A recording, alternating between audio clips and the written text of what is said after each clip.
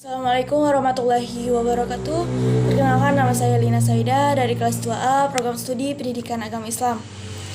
Di sini saya akan mempresentasikan hasil PowerPoint saya yang berjudul Taharoh. Pengertian taharoh. Kata taharoh berasal dari bahasa Arab yaitu al-toharu, yang secara bahasa artinya kebersihan atau bersuci. Sedangkan menurut istilah, taharoh adalah mencucikan badan, pakaian, dan tempat dari hadas dan najis dengan cara yang telah ditetapkan oleh syariat Islam. Adapun menurut Imam Ibnu Rushd, taharoh itu terbagi menjadi dua, yaitu taharoh dari hadas dan taharoh dari najis. Taharoh dari hadas ini membersihkan diri dari hadas kecil, misalnya sesuatu yang minta bersucinya dengan wudhu. Sedangkan dari hadas besar, sesuatu yang diminta bersucinya dengan mandi. Taharoh dari najis yaitu membersihkan diri, pakaian, dan tempat ibadah dari sesuatu yang najis dengan air. Najis menurut bahasa adalah apa saja yang kotor. Sedangkan menurut syara berarti kotoran yang mengakibatkan sholat atau ibadah tidak sah, seperti darah dan kencing. Cara membersihkan najis, istinja dan istijmar, menggosok dan menyiram. Pengertian hadas. Hadas secara etimologi ialah seseorang yang tengah berhadas. Sedangkan secara terminologi ialah sesuatu yang mengotori anggota tubuh yang bisa mencegah sahnya sholat, seperti orang yang junub, haid, nifas, dan lain-lain. Cara bersuci dari hadas ini, misalnya dari hadas kecil, bisa wudhu dan tayamum. Kalau hadas besar, mandi. Alat-alat untuk bersuci, air. Pembagian air yang digunakan untuk bersuci ada air mutlak, mustakmal, sama najis, sama musyamas. 7 macam air yang boleh sah atau untuk bersuci yaitu air hujan, air laut, air salju, mata air, air sungai, embun, dan air sumur. Debu yang suci. Ketika seseorang ingin bersuci dalam artian bersuci dari hadas dan dia tidak menemukan air untuk itu, maka diberikan kemudahan untuk masalah itu, yaitu dengan bersucinya dengan debu yang disebut dengan istilah bertayamum. Benda-benda yang dapat menyerap kotoran seperti batu, tisu, kayu, dan semacamnya. Dalam hal ini dikhususkan untuk menghilangkan najis seperti untuk beristinja. Pembagian najis. Secara wujud najis dibagi ke dalam 2 macam, yaitu najis ainiyah dan najis hukmiyah. Najis ainiyah adalah semua najis yang berwujud atau dapat dilihat melalui mata atau mempunyai sifat yang nyata seperti mata atau baunya. Contohnya adalah seperti kotoran, kencing, dan darah.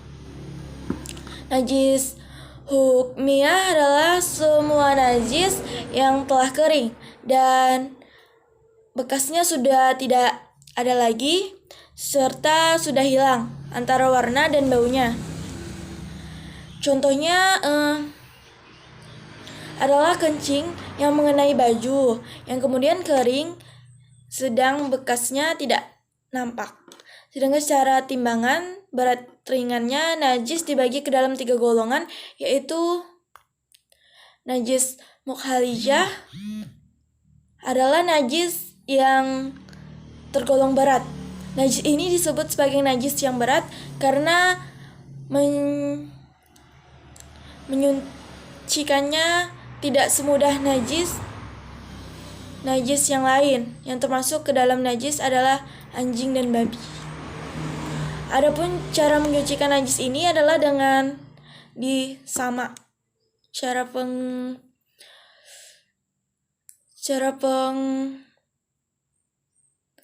penyamakannya adalah dengan membasuh najis tersebut dengan air sebanyak 7 kali dan salah satu air itu dicampur dengan lumpur, baik najis itu bersifat adniyah maupun hukmiyah, baik berada pada tubuh, pakaian maupun tempat sholat. Yang kedua, najis mukhafah adalah najis yang ringan, kencing bagi bayi laki-laki yang belum makan apapun selain susu dan umurnya belum sampai 2 tahun. Adapun cara untuk menyucikan najis ini adalah dengan diperciki air sampai merata, baik najis itu bersifat niyah maupun hukmiyah, baik berada pada tubuh, pakaian maupun tempat sholat. Najis yang terakhir yaitu najis mutawishah. Najis ini yang sedang atau pertengahan antara kedua najis sebelumnya, yaitu najis selain anjing dan babi, atau najis selain kencing bayi laki-laki yang belum makan apapun selain susu, yaitu seperti kencing manusia, tahi, binatang, dan darah. Adapun cara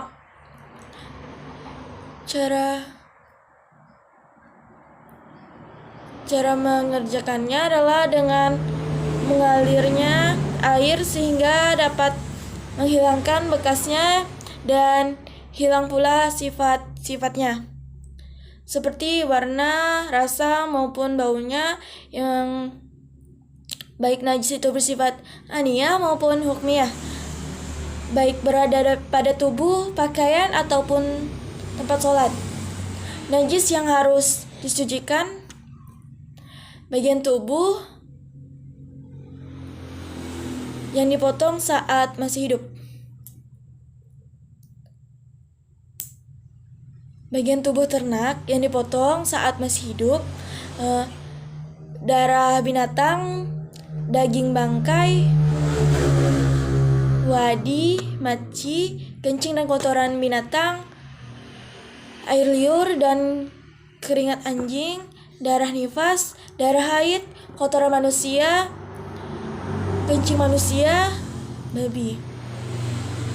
Pembagian hadas kecil: bila seseorang dalam keadaan bernajis disebabkan buang hajat selama belum beristinja, maka ia tetap dalam keadaan berhadas kecil. Hadas besar: seorang dalam keadaan bernajis yang mengakibatkan ia mandi sesudah berhadas besar, itu baru dinamakan ia suci dan hadas besar. Sebab orang berhadas bersangganda, bersetubuh suami istri, biar keluar mani dan tidak, maka wajib mandi. Yang kedua, keluar mani baik karena bersetubuh atau tidak bermimpi dan sebagaimana, maka wajib mandi. Sebab buang kotoran, haid. 4, karena sifat darah yang keluar sudah melahirkan. Bila darah nifas ini telah berhenti, maka diwajibkan mandi.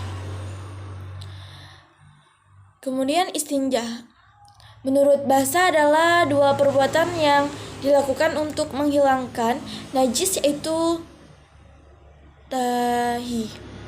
Menurut istilah syara, istinja adalah perbuatan yang dilakukan untuk menghilangkan najis dengan menggunakan benda seperti air atau batu. Jadi istinja menggunakan batu atau air. Yang selanjutnya istimar. Istimar adalah menghilangkan sisa buang air dengan menggunakan batu atau benda-benda yang semisalnya. Syarat dalam istinja dan istimar: hilangnya rasa, hilangnya bau, dan hilangnya warna. Kemudian tayamum. Tayamum adalah pengganti wudhu atau mandi wajib yang tadinya seharusnya menggunakan air bersih digantikan dengan menggunakan tanah atau debu yang bersih. Sebab atau alasannya melakukan tayamum, dalam perjalanan jauh jumlah air tidak mencukupi karena jumlahnya sedikit kurang dari 2 kullah. Telah berusaha mencari air tapi tidak ditemukan. Air yang ada suhu atau kondisinya mengandung kemudaratan. Air yang ada hanya untuk minum. Air yang berada di tempat yang jauh yang dapat membuat telat sholat. Pada sumber air yang ada memiliki bahaya, sakit dan tidak boleh terkena air. Syarat sah tayamum telah masuk waktu sholat, memakai tanah berdebu yang bersih dari najis dan kotoran, memenuhi alasan atau sebab melakukan tayamum, sudah berupaya atau berusaha mencari air namun tidak ketemu, tidak haid maupun nifas bagi wanita, menghilangkan najis yang melekat pada tubuh. Dimensi ritual dan spiritual ibadah taharoh. Dimensi ritual taharoh, tata cara pelaksanaannya termasuk dalamnya alat dan cara membersihkan atau mensucikannya. Dimensi spiritual taharoh yang membedakan antara berwudu dan bersih-bersih dari membersihkan diri ialah niat. Setelah berniat, kita memulai seluruh rangkaian rukun dan sunnah wudu.